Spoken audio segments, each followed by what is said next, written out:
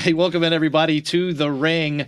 Really excited about the episode this evening. Let me tell you about our sponsor first. It's our good friends at S.H. Carter, shcarterinc.com. Roll-off container rentals. They've got great dumpster rentals. You've probably seen them around town. They do demolition services, recycling services, fill dirt, mulch, gravel, you name it.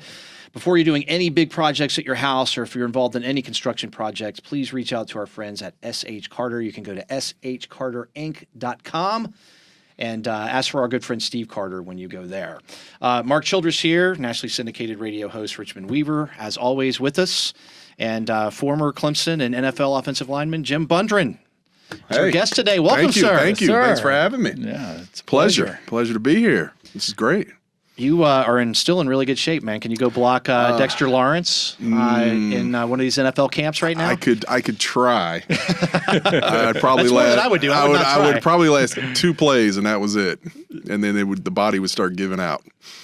But what about those defensive linemen this year? Did you see anybody of that caliber when you played at Clemson back in the 90s, either in practice or on the opposite side of the field? I mean, not those guys. I mean, those guys are huge. Yeah. I mean, Dexter Lawrence, he's a beast. Yeah, massive. But, we had some great talent as well. Trevor Price was at Clemson. Yep. I mean, he was a first-rounder. I mean, he was a freak, too. He was 6'6", 300, extremely long arms, could move. Won a couple Super Bowls, so he was a great guy to go against every day. Back then you had the Florida State, North Carolina. They always had first round defensive linemen. Andre Wadsworth, Peter Bolware. That's when Florida State was. Yeah, they were was taking over. Yeah, right? They were like what Clemson is now. Yes, they were. Yep. Always winning the ACC. Always in the top 4. The nemesis as a Clemson grad. Oh yeah. Right. Yeah. You couldn't even come close to competing with Florida State. We came my senior year in '97. We really felt like we had a chance to beat them. We had them at home. We had a big senior class. We were up on them early, and we were winning most of the game. And then it kind of went back and forth. And we had a couple mistakes, and against those guys, we had a couple turnovers. You can't make a mistake. Oh, Peter Warwick ran a punt back on us. I think we lost by 14 maybe. But that was the best chance we had to beat them. And so that was definitely one of those you look back and you wish you had that one back. You were recruited by Tommy West, is that right? Ken Hatfield, actually. Interesting. Yeah, we're going way back. Yeah. We'll talk about being recruited by Ken and then the transition, I guess, that you went through as a Tiger. It was interesting. It was, I came from a small state, Delaware, where, football is really not a high-profile sport like it is down here. And so when I came into Clemson, I was actually recruited as a defensive lineman. I was a defensive end. And my redshirt year, I played defensive end, scout team, things like that. And then Tommy came in, and it was weird. With the Hatfield situation, we were a pretty good team that year. We were 8-3, but you could just tell that it wasn't a good fit. And they brought in Coach West, who was definitely the kind of guy they were looking for. Yeah, because he was a Danny Ford guy, right? Yep. Yeah, Danny Ford disciple. That was the connection. Exactly. Of course, everybody wanted to try to get back to the Danny Ford era. And why not? Why wouldn't you? Yep. They were tremendously successful. And so it was definitely a change you could tell a difference when he stepped on campus compared to what it was like as far as practicing and the way you practiced. It was turned up another notch. Now, growing up in Delaware, had you become familiar with Clemson? I actually didn't even know what Clemson was, which is I hate to say that, but up in Delaware, back then it was Big East. It was Big Ten. Notre Dame, Michigan, Penn State. I was gonna say, yep. Which I hate all those schools. And so, my family is, I grew up in Tennessee. My family did. So I grew up watching SEC football. My mom from Alabama, my dad from Tennessee. So it was like, Saturday we're watching Tennessee, we're watching Alabama. All my relatives are from the South. And so, that was all I knew. I was playing somewhere in the South. At least that's what I wanted to do. But it was definitely challenging coming from Delaware to, get recruited by schools down here. But once it started, it was kind of like domino. The way recruiting is, or the way it was, is once one school offers, then they kind of start picking up and. Like, who's wait this a guy? second. Yeah. Yeah. Why are they If recruiting they're this offering guy him, out of we got to Delaware? jump on it, right? Yeah. It's like Delaware. What? Why are they looking at this guy? So, obviously I looked at a lot of Big East schools, Syracuse, West Virginia, Virginia Tech, and then looked at Tennessee. And then that's when all the other schools, North Carolina, Clemson, South Carolina, all those schools started looking. And so, it was a different ballgame than it is now. I always kid that when the coach came to my school, he had this big binder, and that's how he showed me what Clemson was this thick 3-ring binder full of pictures. Just like So he's like, it's like a photo album. yeah, exactly. It was like, all right, boom, here's a picture of the stadium. I'm like, wow, that's pretty sweet. Here's this building. Here's our weight room, and Here's it was the lake. Yeah, it was just all pictures. Now it's obviously crazy, but It's a little bit different now. yeah. And facility-wise. Oh man, Right. Clemson had great facilities back then, but now it's just it's over the top. another stratosphere. Yeah. How jealous are you? I'm envious, that's for sure. Yeah. Back then it was a metal locker and a wooden bench. And you wore the same pair of socks all year. So, but now it's crazy. Did you guys wear Nike? We did. You did? Yep. We had Nike shoes. Russell was a uniform. Yeah. And so, again, with my buddies and friends I met at Clemson, you go back now and it's like, when we were there, you got one shirt, Russell shirt.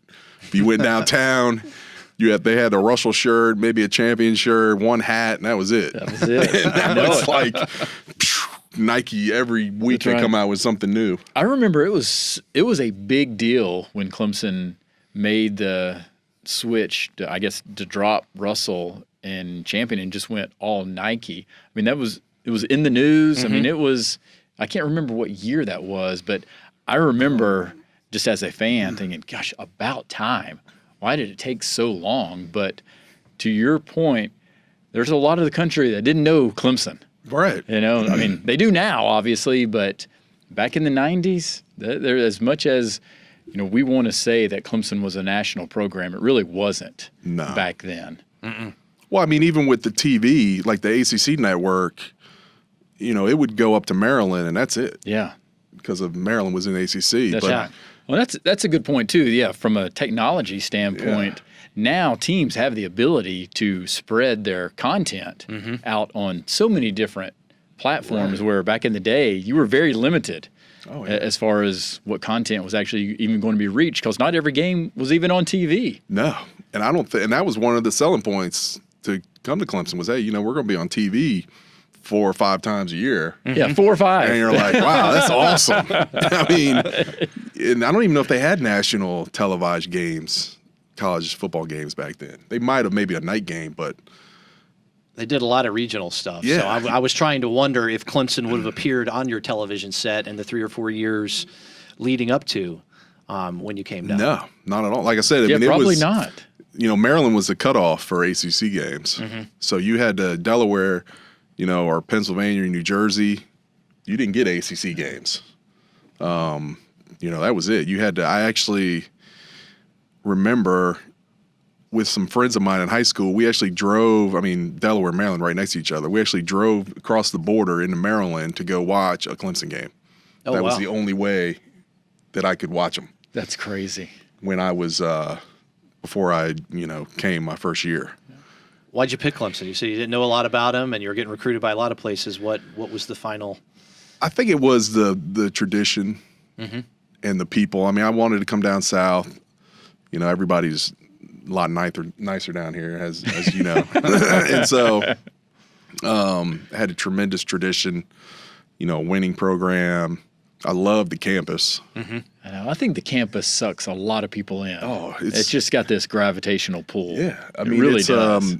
it's a college campus. Yeah. I mean, if you want the college experience, that's Clemson.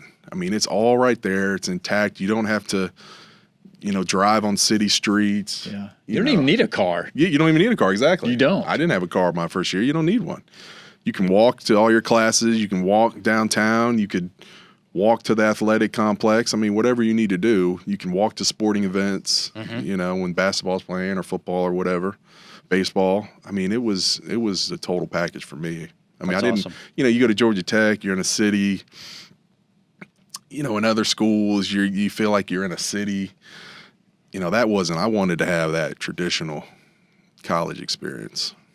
What was the first moment like when now you're at Clemson and playing against some guys that are a little bit different than Delaware High School? Had to be. I'm not putting down Delaware High School football, but it had to be different. I mean, it's funny. So I started second session summer school, and all the football players lived in Malden, the dorm. Oh, I remember. People know the Horseshoe. Yes. And so my parents drive me down, and we're parking the car and getting my stuff out. And, of course, all the team is sitting out there, Just watching. Brinson Buckner, Stacy Seegers. I'm like, these are holy some cow. Big guys. These are men down here. Yeah. And I'm like, wow, what? I don't know if I can do this. What did I get myself into down here? Tim Jones. I mean, just huge guys. And I'm like, of course, my mom, she's like, are you sure you want to do this? I'm like, yeah, I mean, this is what I want to do. That's right. And she was like, all right. But I mean, it was, and then you get in the weight room, and I never really lifted weights, serious. And you get in the weight room, and these guys are just throwing up some metal. I bet so. And fast. I mean, it was definitely a shock. Did you need that redshirt year? Oh, absolutely. I was about to ask the same thing. Yeah. Absolutely. There's no question. What was so beneficial for you to have, or why was it so beneficial? I think it was for not only on the field, but off the field. That transition to college in itself. Extremely hard. I mean, now they have tremendous support. I mean, we had Vickery Hall, which was tremendous, and that was one of the reasons, too, I came to Clemson was Vickery Hall was new. The academic support. Vickery Hall, it had just been open for a couple years, I think. But having that academic support, because I wasn't the best student, and that was huge. My parents loved that because it was like, you're going to have study hall and tutors and things people are going to help you. But I mean, that was hard in itself. Getting up on your own, going to class, learning the campus, and then football on top of it. I mean, and then you had study. A lot. I mean, come 9:00, man, you're exhausted. You're done. And so, going to large college classes, big lecture rooms. I mean, it's intimidating. It is. Yeah. I mean, I could see how guys have, struggle. Yeah. And there's a lot of just distractions, just time management. Oh, yeah. Because now, granted, you had a little bit more structure, but as just a normal freshman, I mean, I know I struggled with it. And my son, he just finished up his freshman year. That first semester was rough on him, too. Yeah, absolutely. I mean, it's hard on kids if they're not playing sports. That's right. Yes. Because it's so time demanding. I mean, being a student athlete it's like a job. It's hard. Yeah. So with that, there's a lot of people that will talk about, well, yeah, but you're privileged. You're a student athlete. But what about from the grind and what it's really like? Because I don't think people really understand just the time that you have to put in outside of the classroom. Yeah, and you're right. I mean, they just see the end result, Saturday afternoon. Yeah, they just think you run out on the field. They just think you run out there for 4 4 hours and bam, then you go home afterwards. I mean, and it's really all sports. I mean, the swim team, they would practice in the morning, and the track team, they would run at 6:00 in the morning. We did that sometimes, like in the off season, but the expectation of, having mental and physical being prepared, it's demanding. It's hard because, I mean, there's only so many hours in the day. And I mean, you got to cram in school, you got to study, you got to work out, practice. I mean, it's hard to, differentiate those two of, okay, I got to focus on school. I got to focus on playing football. So it's hard for people. Yeah. to- What to about do that. traveling? Did you guys have many flights, or were you guys busing? No, we flew everywhere except Georgia Tech and South Carolina. But again, you're coming back right after the game, so you Oh, might yeah. not be getting back until 2 in the morning. Yeah, I Yep. mean, exactly. And then, we used to practice on Sunday. We used to have a walkthrough and then, go out, watch the film, watch the game, and then go out go out and run and try to work out the soreness. And then we would have Monday off, because a lot of people had labs, which ran late in the day. But, come Tuesday, it was back at it. So, I mean, it's a hard adjustment for sure. I mean, I can see where guys, struggle. You mentioned the game against Florida State. I wanted to ask two questions. One, what was your, I guess, welcome to Clemson moment on the field? Either in a good way or a bad way. And then what was the moment you remember the most about being on the field during your time? Oh, wow. So many great memories. I mean, it's such a special place. I mean, it really is. Clemson is family. I mean, it's, a lot of people say that, but it is true. But I got put into the fire quick. Like I said, I started on D-line, and then after my redshirt year that first spring practice, when Tommy West came in, I moved to offense. And I never played offensive line before. Did you want? Yeah, so how did this happen? I was gonna say, did you want to do this, or was it you told or asked? I actually asked, because there was 3 of us that came in as D linemen. Glenn Roundtree was the other one, and they moved him. Like they said, "Hey, you're going to move to guard," and so I was thinking to myself, "Man, I really want to play. I mean, I want to get in that stadium and get on that field." Because in the summertime, we used to run around the track out there, and you can see the stadium in the background. And I always loved Death Valley. I mean, that's one of the reasons I came to Clemson, was that stadium was impressive, was awesome. And, that was my goal. I want to get on the field as soon as possible. And so that was my opportunity. There was a need there at offensive line, and I said, I went to Tommy West. I said, "Hey, I saw you moved Glenn over, can I do that? I want to move. I want to play." And he's like, "No, we want to keep you on defense," which I would have liked doing as well. But I was like, "Man, but I want to play, now." And he's like, "All right, well, we'll put you over there this spring and see how it goes, and then, go from there." I'm like, "All right." So, that first day, I'm at left tackle.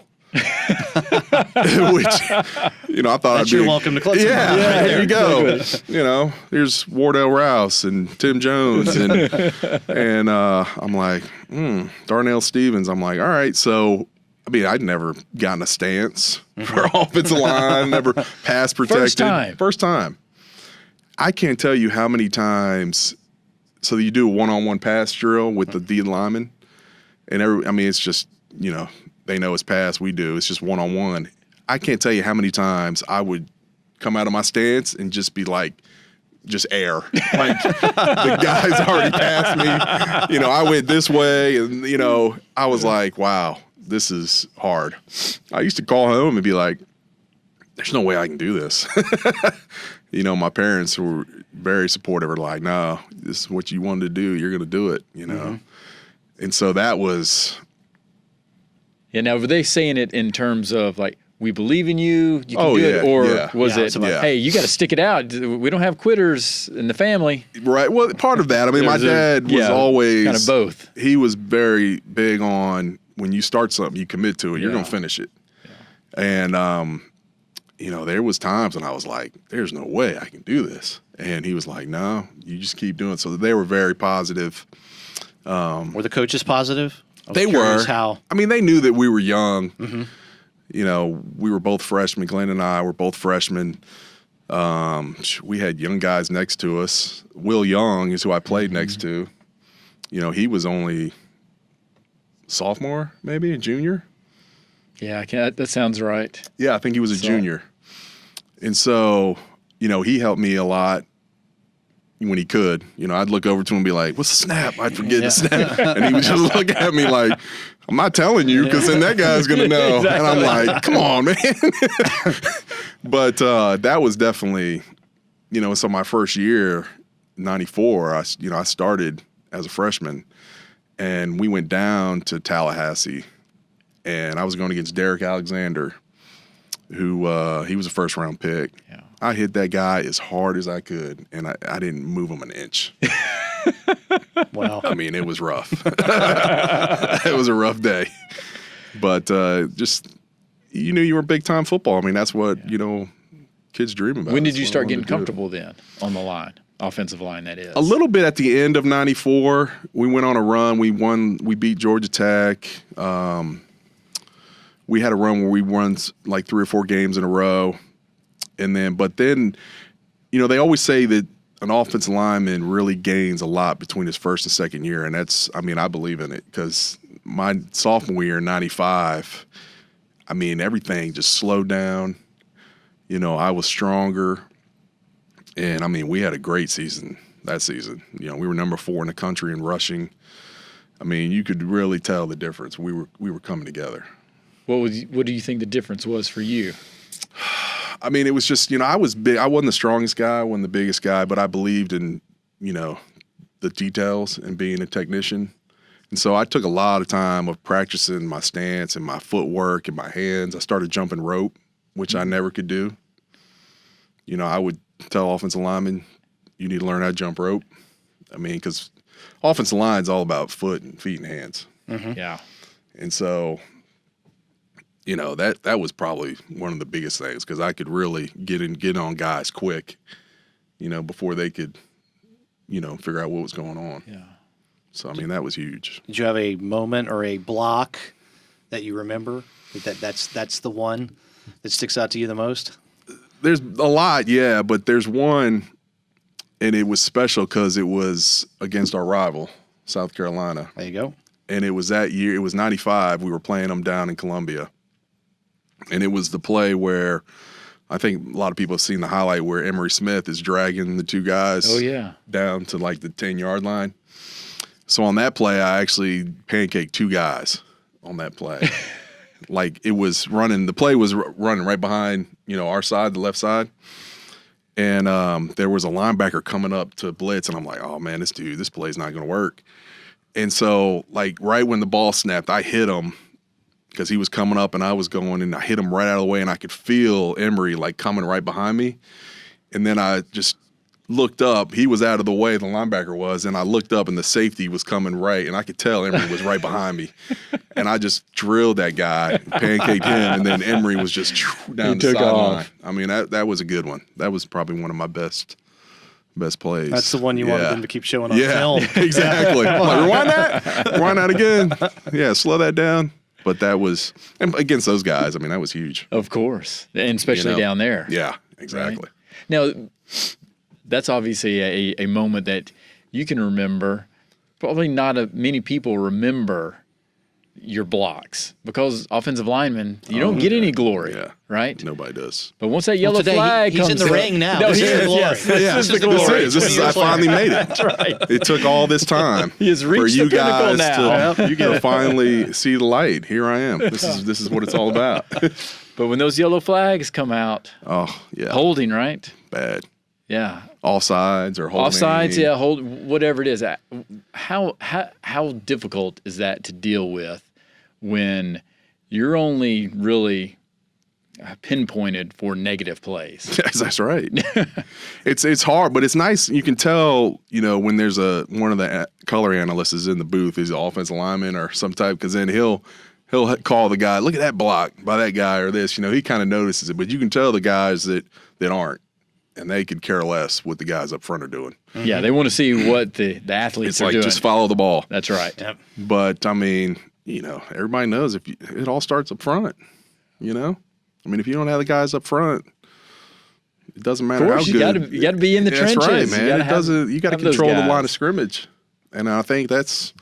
If you look at the success Clemson's had the last 6 years, the offensive line play is really picked up. It's been awesome. They got some big hosses over there now, moving people.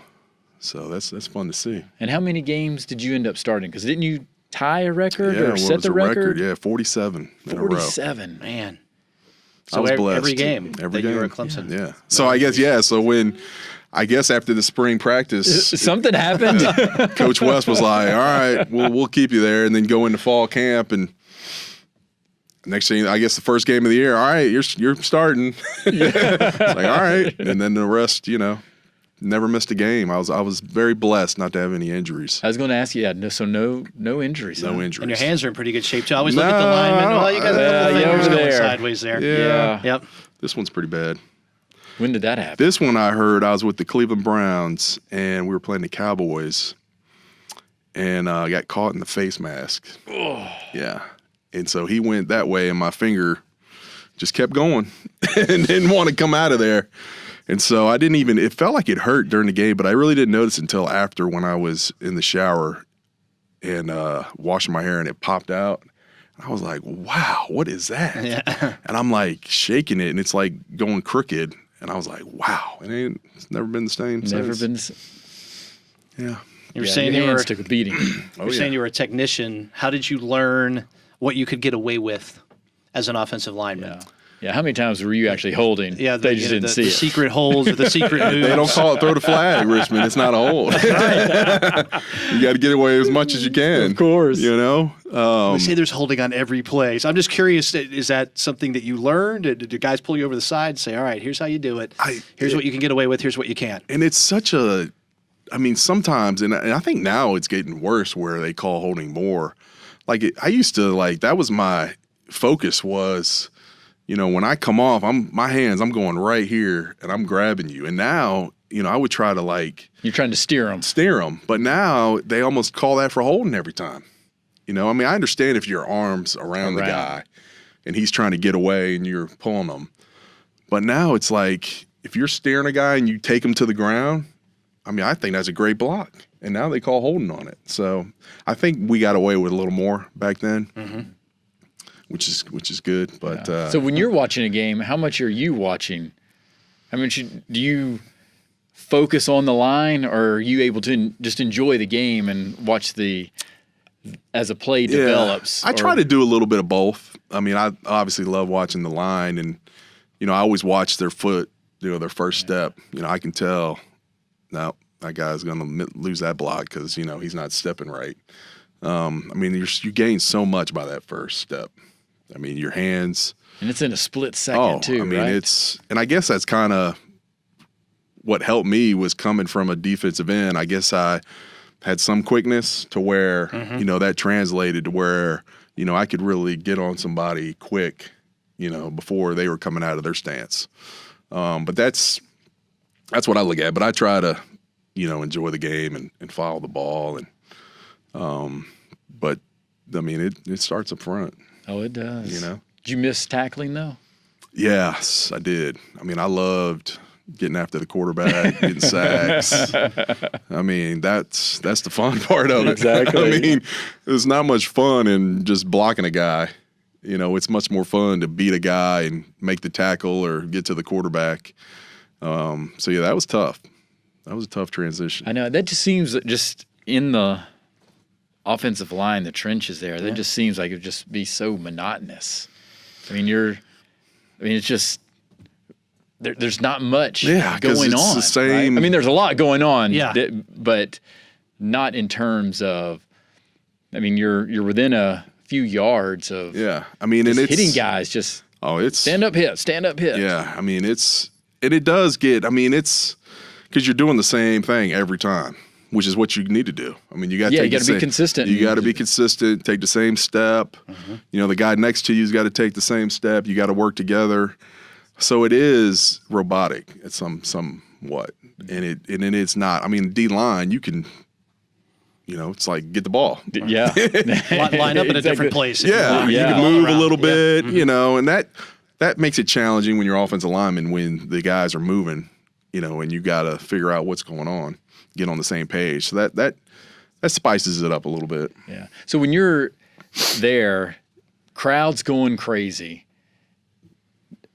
What's it like when you might have a lapse? I don't remember the snap count. Oh. Right?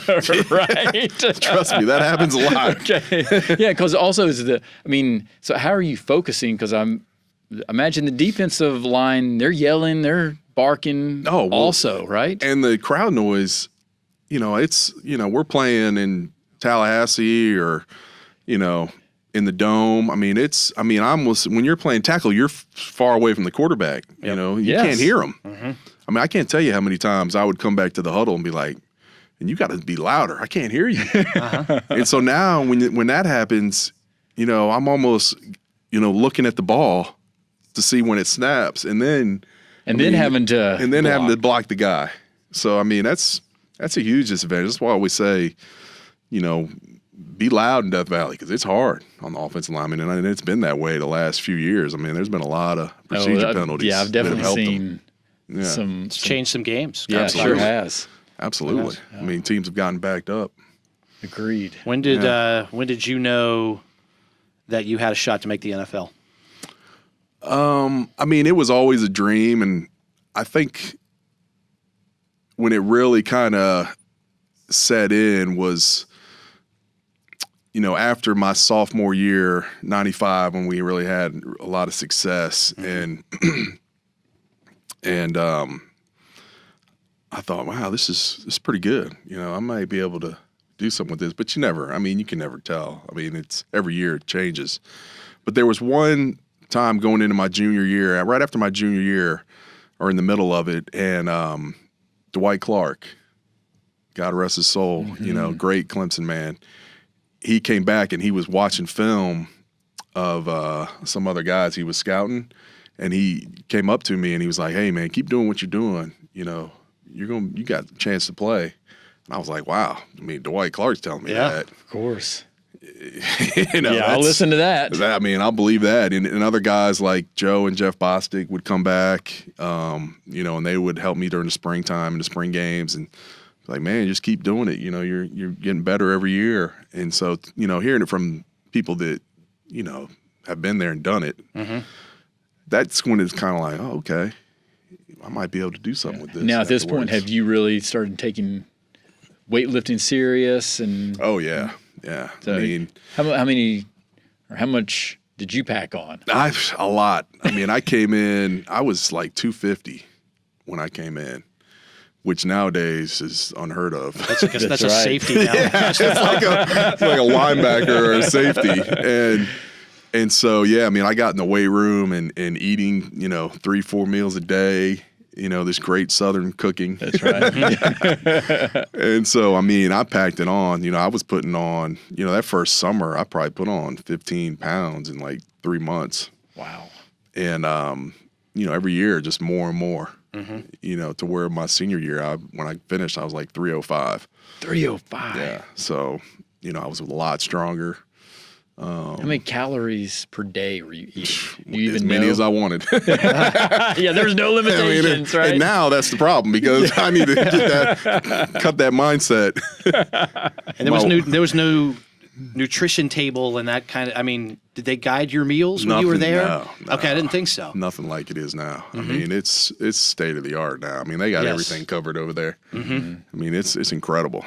I mean, it was basically, you just go down to where we ate and get whatever you want, cheeseburgers, whatever, chicken, fries, we just ate whatever. Yeah, of course. And now it's just go. I mean, there's a big emphasis on that. Yeah. Times changed. So you finish up at Clemson. When do the NFL teams start talking to you? Do you remember? I'm sure you do. The end of Clemson and making your way to try to get to the NFL draft. What was that like? It was stressful actually. Because that whole, it probably started that summer before my senior year when agents would be calling and try to talk to you. And, I got to the point where I was like, don't even answer the phone anymore. I mean, it was bad. I don't know what it's like now, but when that process was going on, I'm like, this is not fun. I'm trying to focus on, I'm getting ready to graduate. My senior season I'm focusing on. And so I tried to shut all that off until after the season. And then after the bowl game, I met with some agents and then picked one and then went to, now it's like the big thing to go to these exotic places and train and Yes. and Got to go to Arizona. got to go to Arizona or Florida or all these fancy places. You're there for like 2 months. I mean, I went to a place for a week in New Orleans, and it's not even close to what it is now. I mean, we were there for a week. We worked on 40s a little bit, and we did some cone drills, and it was like, all right, we'll see you in Indianapolis. It wasn't. You're combine ready. Yeah, I mean, it's nothing like how they prepare you now. Yeah. I mean, it's light years. I don't even know if we knew like the drills they would do back then. I think we had some VHS tapes we would watch. Yeah, I was going to that's ask, when you went to the combine, were you aware of everything you actually had to do? I think the couple, yeah. And what a good time would be and stuff like that, or you just went through the motions? We just did it as good as we could, and and I mean, I think we knew a few of the drills, but there were some where we didn't know. Those were, like the ladder drill and the 3-cone drill and some of those things. It was like we didn't know anything about the testing you have to do and all the interviewing. I mean, that's half the battle as well. And so, What do you mean? Well, we would do, it was all day. You're doing drills and they're measuring you and prodding you and moving every joint. And then that night, each team had. We were all in this one big hotel, and each team had like their own room, and you would have to go and talk to every team. You're only there for like 2 days. And so you got to get in 32 teams. I mean, I was up to like 11 o'clock talking to teams. And finally I was like, man, I got to go to bed. I got to be back down here at 7. And so that was stressful in itself. I mean, you're just getting hammered with questions, all kind of stuff.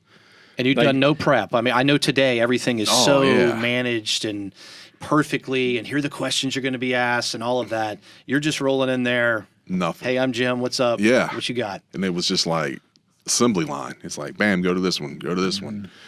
I mean, it was hard, and you don't know what they're asking, what they're trying to get to, and what kind of questions, they're going to have for you. There was none of that preparation. I remember the Giants had a test you had to take. I mean, it was like 100 questions. You're like, what? I've got 7 minutes. Yeah, I'm like, I'm not taking all this time to fill out this 100-question test you have for me. I mean, it was definitely a unique experience. Did you feel like you did when you left? Did you feel good? Hey, I nailed this. I'm going to get drafted. Did you? What was your mindset? I felt great. Yeah, I mean, I felt really great. I ran a great 40 time. Bench press was great. So what were those numbers? We need to compare. Yeah. My 40 time was a 5.0.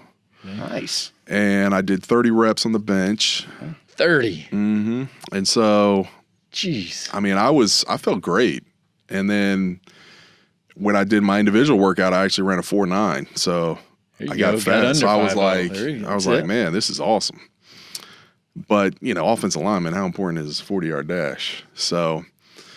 And so it was interesting because right when it was getting close to the draft, my agent calls me and says, hey, they need you to go back to Indianapolis. They want to – I'm like, oh, okay, good. That's probably a good thing. He was like, well, they want to do some more tests, MRI, X-rays, more things because I had a knee injury. And I was like, all right, well, and my agent's like, yeah, it's good because if they want you to go back, somebody really, wants you. They want to know what's going on. Well, obviously that didn't help me because then they get the MRI and they see, my knee and how, the cartilage was already wearing out. And so long story short, that didn't help. Yeah. In the old draft stock. So they view it as, there's not much tread left on those tires, right? Exactly. It was like, oh, well, this guy. And they're giving you that feedback, I guess. They're doing the MRI. They're talking to you. No. Saying we have concerns. No feedback. Okay. Nothing. Interesting. I mean, there was probably 15 of us that were there. It was like in one day and out. And it was like, everybody's just going in, more tests, more X-rays, more MRIs. But we didn't know what team wanted us to go there. Yeah. Or what the reasons. I remember Flozell Adams was with me. He was there. He played at Michigan State. Oh, yeah. I think he was a first rounder with the Cowboys or maybe second. But I was like, man, if this guy's here, must be pretty good. Somebody must be interested. But I guess, what they found, they didn't like in there. So that kind of hurt my draft stock. What was the draft? So back then, it wasn't the 4-day extravaganza or 3-day extravaganza. Was it all Saturday? It was Saturday and Sunday. And then Sunday. It was okay. 2 days. All right. It was jammed. Were you sitting down and watching from the first pick? Were you not worried? Did you have any idea where you thought you might go? How did all that play out? My agent was like probably middle rounds, like 4, 5, 6, somewhere like that. And I had actually, the year before, I'd kind of looked in a little bit of leaving early because, I had some success, and it was about the same rating, middle rounds. And so my agent, he's like, don't even watch it. Just go do something. They'll call you. And I'm like, are you kidding me? I can't just, I got to watch. Exactly. I want to know what's going on. I'm on pins and needles over here. And so, yeah, it was stressful. Man, it was stressful. So at your house? Oh, yeah. So I was at parents' house? I was at my house, my parents' house in Delaware, where I grew up, when we're all sitting there watching the TV. I watched every single pick. It was brutal. So the first day, it used to be Saturday, was like 1 through 3, I think. I was thinking 1 through 3 was Saturday, and then 4 through, and then the rest was 4 through 7. Yeah, I don't even remember. That's, and it was like, and since you're in it, every player. You've been to combine with them. You've watched them the last 2 or 3 years in college. You know every single player. Yeah, some of them you played against. Yeah. And so when you see, guys, D linemen that I would go against coming off first round, second round, I'm like, all right, I did well against those guys. I would think that would project to should be soon. Well, first round, I knew I wasn't going to be first or second, probably not even third. But, when the Saturday ended and you were like, oh, okay, now it's like you can't sleep, waiting till the next day starts and you're like, all right, maybe 4th or 5th. 4th round goes by, 5th round goes by, and you see guys like other offensive linemen at schools, and you're like, holy cow, like this guy's going ahead of me. Yeah, they didn't even play close to the competition. It was like, exactly. This guy's playing, they didn't even play against a 3rd round pick, much less 1st and 2nd round picks. And so then it kept going. Then I'm like, surely the 5th round, okay. Nothing. I'm like, man. So now I'm really getting. Yep. Get Nancy. Yeah. You're like, holy cow. And so then the 6th round, you're like, all right, it's going to be in the 6th round. And nothing. And I'm like, wow. So I call my agent. I'm like, so you're not getting any phone calls, nothing. Hang tight or anything. I think like right at the end of the 6th, the Packers called me. There was a couple teams called me, and they're like, hey, it might have been like in the 6th round. They were like, hey, we're going to take you, with our next pick. And then, like, that team would pick, and it wasn't me. And I was like, what? Like, they, somebody else popped up. There's so many moving parts in that draft. It's crazy. It's definitely an exact science. And so now the 7th round, I'm like, wow, okay.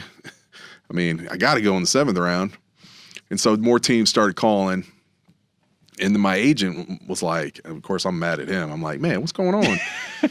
And at that point, when you get to the 7th round, it's almost like, all right, well, do you want to get picked by a team or do you want to go free agent? Yeah. Because then, that's a great point. You can kind of pick sort of between 2 or 3 teams. You can kind of evaluate their needs. Yes. Where do you have the best chance of making the team? And so I was sitting there and my phone rings and it's Florida, a Miami number. And it was Jimmy Johnson. Nice. And I was like, wow. And so at that point, everything else just goes away. You just forget about everything. You're just elated. Yeah, of course. Yeah, it didn't matter. Nothing else mattered at that point. And so he's like, I remember like it was yesterday. He's like, hey, you healthy? I'm like, yeah. And he's like, you want to come to Miami and play? I'm like, yeah. He's like, all right, we're going to pick you. And then they like passed the phone off to, one of the PR guys, and that was dream come true. It was awesome. Had to be. Oh yeah. Did it matter? I was there with my family, my parents and brothers and sister. It was fun. Yeah. Did it matter what team? No, not at that point. Yeah, were you a fan? Were you a fan of a particular not really. NFL team? Well, growing up, the Eagles were right there by Delaware, and Buddy Ryan. That was during those days. Reggie White, Yes. the defense. So I was kind of an Eagles fan growing up, but after I got to Clemson, I really didn't. I don't even think I watched NFL games when I was in college. You didn't have time. Yeah, exactly. We were practicing, Right. and we didn't have time, and so. Yeah, but in all reality, it was the NFL dream. Oh yeah. Now Yeah. Phenomenal. was there. Yeah. But that was just the beginning, though. Oh, and that's Because exactly. just because you're drafted doesn't mean you're in the NFL. It doesn't mean anything. Yeah. I mean, that's just like an invitation. Like, hey, we want you to try to be on the team. And that's, that a lot of people think, well, you get drafted, oh, you're going to play in the NFL. I'm like, no. In my class in Miami, our 3rd round pick got cut. Wow. I mean, nowadays, I think, if you're 1st, 2nd, 3rd, maybe even a 4th, you're pretty much, you're going to make the team. But 5 through 7, I mean, Oh, yeah. it's a tryout. Nothing's guaranteed. No. Yeah, it is a and tryout. it really, I mean, only the 1st rounders are guaranteed. But, when I was in Miami and Jimmy cut the 3rd round pick, I was like, oof, wow, this is business. That was a shock. How did you feel good when you got there? I mean, had you done your homework on who the other linemen were, who you were going up against, or did you roll into town like you did to the combine and, hey, we'll get this thing figured out? No, it was a surprise. I mean, it was I got picked on that weekend, and then the next weekend everybody had mini camps, and so that Thursday I flew to Miami, and I mean it's a whirlwind. They pick you up at the airport, straight to the complex. It wasn't fancy, nothing flashy. It's like, all right, get your helmet, fit. You get fitted for stuff. They weigh you. They do some other stuff, tests and things, and that Friday, bam. Is this all just rookies? No, it was everybody. The whole Everybody. team. Yeah. So I mean, just walking into the building in the locker room, and you see, Dan Marino and Richmond Webb and all these guys, and you're like, wow, this is real. Very real. Yeah, I mean, this is it. And just seeing the logo, and putting on the helmet with the logo on it. It was weird, because you used to putting on that orange helmet with the paw on it for so many years, and then putting on a different helmet. It took a little getting used to, but for me, again, it was a big transition because, when I came to Clemson, I played defensive end, moved to left tackle. And then when I get to the pros, they have your meetings and they have the depth chart on the dry erase board. And, and I'm at 3rd team center. And I'm like, oh, okay. So I'm not going to play tackle. And so after I'm, head spinning. I'm in the back just trying to, be under the radar, nervous as can be. And so after the meeting, I go to the coach. I'm like, hey, I saw my name center. And he goes, yeah. And I'm like, well, I've never played center before. And he's like, well, they told me you could play center. And I'm like, well, I mean, I'll do it. And he's like, well, you got 30 minutes to, figure it out before we get out there. Love it. And I'm like, oh, okay. So I get one of the rookie quarterbacks. Okay, can we get some snaps And in? I'm like, I mean, I've never held a football before. I've never snapped a football. And I'm like, yo, man, we got to go out. You got to show me how to do this. And so, I'm snapping and it's a mess. And Everything's under center at this point. This isn't a bunch of shotguns back then. yeah. Okay, yep. Well, with Marino, on passing downs. But I mean, it was a lot of under center. Yeah, it definitely wasn't spread Yep. and anything like that. And, well, I mean, shotgun snaps, holy cow. Well, I get to that. That was another nightmare in itself. So, the quarterbacks and centers go out early to practice, snaps. So we're all on a line and the quarterbacks rotate and I'm like, oh boy, here comes Dan Marino. It's like, you go down the line. I'm like, dude, if I break this guy's finger or I'm like, I'm going straight back to the airport. I'm going home. So, I snap it and he drops it. And he's like, yelling at me. I'm like, Dan Marino just yelled at me. All right. And Welcome to the NFL. yeah, exactly. So needless to say, after about a day of that, so after that mini camp, I come back and now my name's at guard. So, I ended up doing both guard and center, but I mean, even just moving the guard, it was a huge, which you would think it's not hard, but you're in a different space. Mm-hmm. There's more people around you, and the defensive lineman is closer to you. I mean, there's a lot of things that people. Yeah, because typically you're. Yeah, I mean, when you're out left tackle, I mean, you're out kind of. You got more defensive space. end. You got a defensive end who's like over here. It's a totally different pass set, totally different run, stance. And when you're in the guard, now you got a guy next to you on both sides, so you're more confined. You're working with different people, and the defensive lineman is like right on top of you. And much bigger. Mm-hmm. Much stronger. And, this is the NFL. I mean, these guys are men.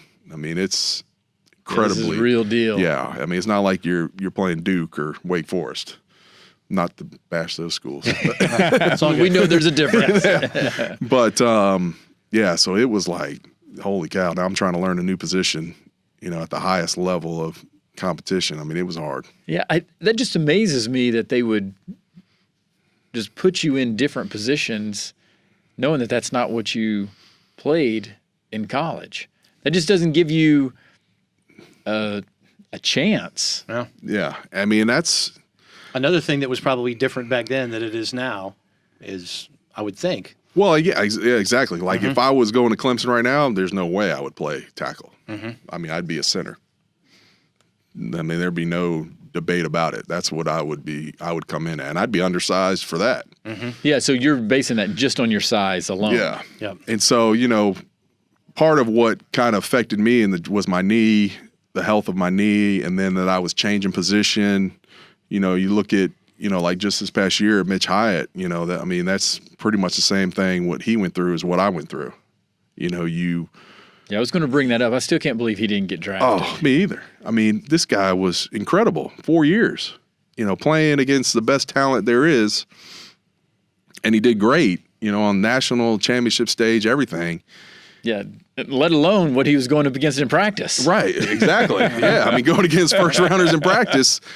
But it's the same thing. I mean, that position is so finicky that, these scouts and teams, they have their eye of what a especially left tackle should be. Yeah, they have some formula. I don't know what it is, obviously. They do. Length but they have some type of formula. But it's like, I understand. So that what they want is a guy with extremely long arms so he can extend the pocket, which is great. But if his footwork is terrible, it doesn't matter how long his arms are because the guy's going to get around him before he can even get his hands on him. And so that was the thing with Mitch. He's got great feet, really good technique. But it's such, they characterize him as not being the biggest, thickest guy. And, I thought his measurables were fine. But that's the same thing you run into. So now he's got to move. I don't know. I guess he's going to move to guard or maybe right tackle. But it's a huge adjustment. I mean, it's tough. I would think so too. So he's going to have to go through that as well. I mean, he can do it. It's just it's challenging to, especially at that level, to learn something you've never done before. Mm-hmm. Yeah, because I mean, it took me a couple years before I was even comfortable doing it, and I still didn't get that good at it. Yeah, well, and we know the one thing about the NFL. They don't give you much time. No, exactly. Right? Yeah. It's not like you get a redshirt year. Exactly. Yeah, you don't have a whole lot of time to figure it out because they'll get somebody else in there that absolutely is man, ready. It's cutthroat, man. I mean, it's every year they're trying to replace you. Every week, some places. Yeah, I mean that's the reality of it. Yeah. Right. I mean, it's you see guys coming in working out on Tuesdays. For your position, everybody's position. I mean, it's every week you're getting evaluated, and it's, unless you're, one of the big money guys, 10% of the team is safe. The other 90, I mean, you're fighting every week. How do you grow camaraderie? They talk about how important, I guess, chemistry and relying on the other linemen and working as a unit. How do you do that when you're all fighting for each other's jobs and these guys are coming in and the people that you want to learn from might not want to teach you because you're going to take their job because you're going to cost a lot less than they are. How does that all work? And I saw that firsthand, and that was kind of like, okay, this is the NFL, this is business. I mean, this is guys' livelihood. I mean, they have families at home. Yeah. You know, I was young. I didn't have a family at the time, but you know, I would talk to the guys, and the starters would help you out because they know they're pretty much safe. But the second string guys, you know, I would ask them, hey, what do you do on this play? I don't understand. And sometimes they would look at me like, you better figure it out. Like, I'm not going to tell you. Like, you're trying to take my job. You know, I got kids to feed. This is what I want. You know, this is my livelihood. And so it was like, wow, okay. I mean, it sucks, but it makes sense. And so, you mean, you really have to, you know, get in the playbook. And, you know, what's important for rookies is they know where they're going.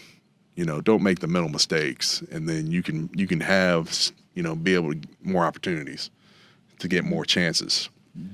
But yeah, I mean, you're right. I mean, it's some guys, they don't want to help you, especially and then when you get to the third string guys, you know, good luck. They're not going to tell you anything. Nothing. I figure they tell you the wrong thing. Sometimes, You're right, man. Yeah, let's go this way. That's right. You know, and then you look like a fool. But yeah, I mean, that happens. That definitely does. Nobody sees that side of it. What was the team like with Jimmy Johnson running it? Oh man, it was everything you would think. I mean, but you know, just being coached by him. I mean, you grew up watching him with the Cowboys and winning all the Super Bowls, and I mean, he was a no-nonsense guy, but I mean, he knew exactly what buttons to push and how to do it. I mean, he said, I'm not going to treat you guys all the same. You know, you're all different. Yeah, I've heard him say that. Yeah. I mean, and it's a different philosophy from other coaches. You know, I played, we can get to it. Interesting. That same year I played for Bill Parcells, who was completely different, but they were both very, you know, the psychology they were experts at. I mean, they knew exactly how to get the guys, how to motivate them, how to get the most out of them. And Jimmy, you know, he was up front. He's like, I'm not going to treat you the same as I treat Dan Marino. I mean, it's, you know, I'm sure when he was in Dallas, you know, Michael Irvin and Emmett and Troy, those guys were treated differently. Yeah, had a little long, but he was fair to everybody.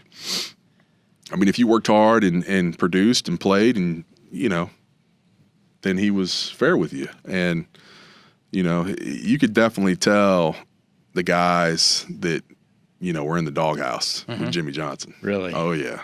Yeah. I mean, it wasn't hard to see. And you didn't want to be in that place. It was not fun. So what was the difference between Bill and Jimmy? So that's two Hall of Famers. Oh, man. Yeah. I mean, I'm just blessed to be able to have these experiences. And Bill was, again, extremely hard-nosed, but he treated everybody the same. So he was like the difference. You know, it didn't matter if you were a 10-year guy or a rookie. You know, he was going to ride you.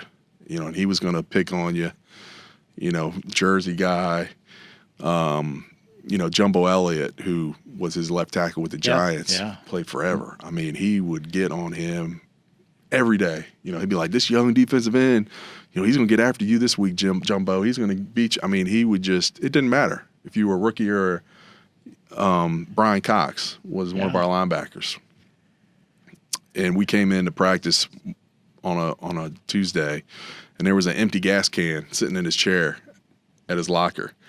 And so we get up in the meetings, and we're out on the field. It's like he had everything planned out, what he was going to do. Wow. So we're on the field, and he's like, Cox, you got any gas left in your tank? And and you're like, wow, man, this guy is like, he knows, you know. And it was every week. It was a different, depending on what kind of game we were going into, you know, what the matchups were. I mean, it works. That guy's a Hall of Fame coach. That's right.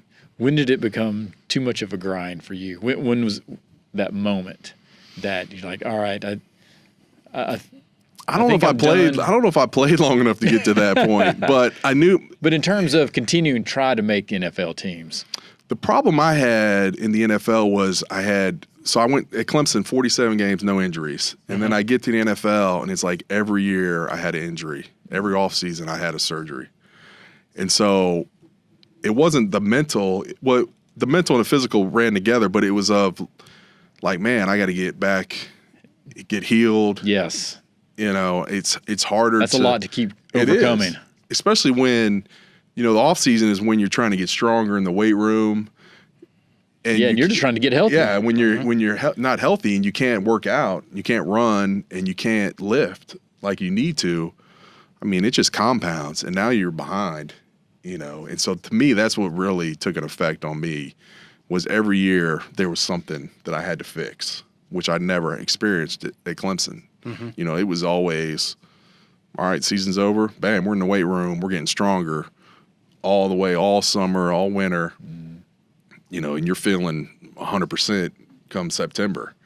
Now it was like, man, I'm just trying to get healthy for, mini camps, training camp.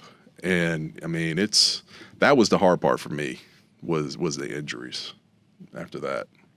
How many surgeries total then? I've had 11 total. When you were in the NFL, or is that including post? That includes everything. Yeah. Okay. My whole. But I had a career-ending knee injury. That's why I retired. And I think we've talked about this. I've had 7 knee surgeries, and so I need another one. I need a replacement. So I guess the 8th one is free. You would think, yeah. Yeah. So I mean, that's really what affected me, because I got to the point where I was, I got better. The game slowed down in the NFL. I mean, because it was just warp speed in the beginning. And, I got to where I worked my way up. I was starting, and then I broke my leg. So now I'm out, rehabbing that. And so it's like every time I would get up, something would happen. And it was so hard. I mean, it's hard to play in that level if you're healthy, let alone if you're, coming back from injuries. So the guys that play 10, 12 years, they must be made of rubber. I just don't know how they do it. I think it's amazing. Yeah, luck's a big part of it. Oh, I mean, it really Luck is. is. Yeah. The guy gets his knee rolled on over here, and this guy doesn't, and he plays 14 years, and he doesn't play again. And that's what happened to me. I was with the Browns. We were playing the Patriots, and the dreaded backside block, and the guys fell on the back of my leg and snapped. My leg breaks, dislocates my ankle, and so, I mean, that's the end of that year. Yeah. And so now you're just trying to, learn how to walk without a limp, plus, trying to get stronger. So you're right. It's a lot of it is luck. I was very lucky at Clemson that never happened. Yeah. Who was the hardest person you had to go up against in the NFL? Man, everybody. Oh, man. I remember we were playing the Buccaneers, and I was going against Warren Sapp. Yep. Man, that guy was a beast. I mean, he was fast, strong, and we were backed up at our end zone. It was 3rd and 10, and I'm like, everybody in the building knows we're throwing. That's right. And he's just over here and he's moving out, getting a little. I was playing guard, and he's moving out, getting a little wider. I'm like, oh boy, and it's loud, and I mean, you can just see in his eyes, he's just ready to explode off the ball. And I mean, I was so nervous. I mean, I couldn't hear anything. And I'm like, man, just try to get your hands on him, and I ran him by the quarterback. I didn't block him, well, but enough to where he didn't get a sack. So, but, going against guys like that, and Tony Siragusa, Ray Lewis, I mean, it's just, it's a battle. Yeah. Animals. Strahan. We were playing the Giants, and I was at left guard, so I was pulling. It was a pull play, and Strahan was the end. And I'm like, oh man, he's not gonna know I'm coming, and this is gonna be great. Man, I pull out and run, and he sees me, and he just goes straight down low, and we just fall over each other. I'm like, man, what was that? And he's like, man, I saw you coming. I wasn't gonna get ready try to take that on. And I was like, oh man, but that's just the intelligence that guy had. Yeah. So how much are you guys talking like that? I mean, are you after a play? Is there a lot of chatter? A little bit. It depends on some guys want to talk more than others, but there's a little bit of chatter, trash talking. But I mean, that's part of it. That's part of the game, right? It's a lot better when you can back it up. You know. Before we let you get out of here, big honor for you at Clemson into the Hall of Fame. What did that mean to you? Oh man, that was incredible. I mean, that was. Tell us about getting the call. Did you get a call? How did that work? Well, it was actually it was unique because they usually do call people, but since I live here in Greenville, there was an event that was going on in Greenville that night, and it was a sports-related event. And so Bob Mahoney, who's the president of the Block C Club, which is, in charge of all the alumni, and he was going to the event, and Tim Beret, who's tremendous. And so we went to the event, and, they have a sign auction, and we're hanging out and before the event starts. And so they're like, well, we got some good news for you. And I'm like, oh, yeah? And so Tim Beret and Bob told me in person, which they were like, we've never gotten to do this before. And I was like, wow. I mean, it just came over me. I'm like, this is incredible. I mean, it was, there've been so many great players come through Clemson, and just to be part of that is, that's a huge kid from honor. Delaware. I mean, I was extremely blessed. I mean, it was awesome. So for them to tell me in person was even better. It's even better. Yeah. I mean, because I love Tim and Bob and those guys, and Tim did a ton for me when I was there, with the media. Taught me a lot. And so, that was cool. And that was a fun weekend. I was going to ask I'm guessing all your family. Yeah, my whole family's there. My wife and kids now are there, which was really great because they got to experience, my kids, they're 5 and 3. And so they're at that age where, they were able to go out on the field and, Daddy's why are we going on the field? And look, you're on the big screen. And so that was cool. I mean, that was awesome that it worked out that way. And my whole family was there, friends from Delaware, friends from Clemson. It was an awesome weekend. It was a great time. That's great. Now, are you going to be able to get some type of old VHS or something that you can eventually show your kids? Yeah, that's exactly. This is what Dad used to do. Yeah, exactly. And my parents, it's funny, up in their attic, I have a bunch of boxes with tapes, VHS tapes. Yeah. And so got to get those converted. I need to get those converted or somehow so that they'll able to watch it. But yeah, I need to put in a tape so my son can watch and see what Daddy used to do. That's right. Back in the day. Yeah, that's great. But it's being in that Hall of Fame. Can't take that away. It's priceless. There you go. I mean, it's incredible. That's incredible. Awesome. Extremely blessed. Well, thanks for being here today. Yeah, man, this was fun? awesome. I had a blast. It was awesome. Jim, thank you. Good to see you guys. I'm learning. Oh, man. That finger, just looking at the finger makes me know. hurt, man. Man. I don't even feel it anymore. Don't think that's a good thing. No. Have you been back out on the golf course since the last time we were together?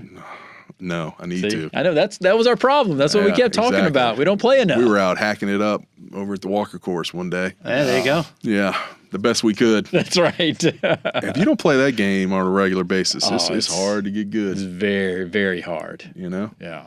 I'd love to. I mean, I enjoy doing it. But at least in those tournaments, so yeah, you have to be all you got to do is just hit a few good shots. Yeah. Use your ball every once in a while. That's right. I'm a captain choice golfer. There you go. That's the way I like to play. That's right. Playing to your strength. That's right. Exactly. Hit a couple putts, maybe a drive here and there. Exactly.